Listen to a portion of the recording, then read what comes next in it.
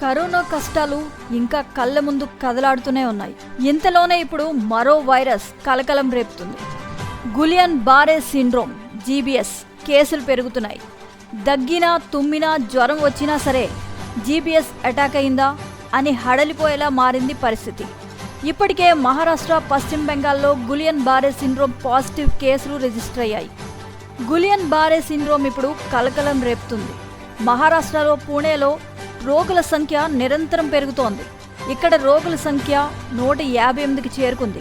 దేశవ్యాప్తంగా 166 కేసులు నమోదయ్యాయి.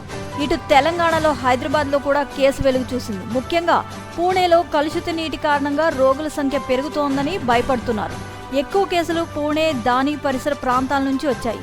తాజాగా మరో 10 ఏళ్ల బాలుడి మృతితో మృతుల సంఖ్య 7కు చేరుకుంది. అయితే ఇప్పుడు తాజాగా 4 రోజుల్లో 7 జీబీఎస్ వైరస్ కేసులు ఏపీలో కూడా నమోదయ్యాయి. జీజీహెచ్లో 4 రోజుల్లో 7 జీబీఎస్ వైరస్ కేసులు నమోదయ్యాయని Guntur government hospital superintendent Ramana Yashasvi తెలిపారు. వారిలో 2 డిశ్చార్జ్ అయి వెళ్ళిపోయారన్నారు. జీబీఎస్ వైరస్ పట్ల ప్రజలు ఆందోళనకు గురి కావాల్సిన పని లేదని స్పష్టం చేస్తున్నారు. కాళ్ళు చేతులు చచ్చిపడినట్లు అనిపిస్తే మాత్రం వెంటనే ఆసుపత్రికి రావాలని సూచించారు. దీనికి సంబంధించి వైద్య విధానాలు అందుబాటులో ఉన్నాయన్నారు. జీబీఎస్ అనేది ఒక అరుదైన వ్యాధి. దీనిలో శరీర భాగాలు అకస్మాత్తుగా తిమ్మిరి, కండరాలు బలహీనపడతాయి.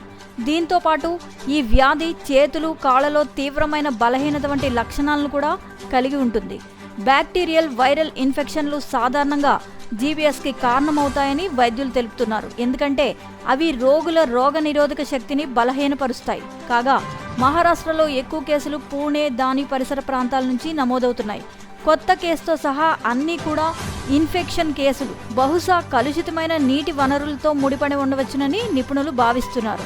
కలుషితమైన ఆహారం, నీటిలో కనిపించే క్యాంపిలో బ్యాక్టర్ జెజుని అనే బ్యాక్టీరియా ఈ వ్యాప్తికి కారణమని భావిస్తున్నారు.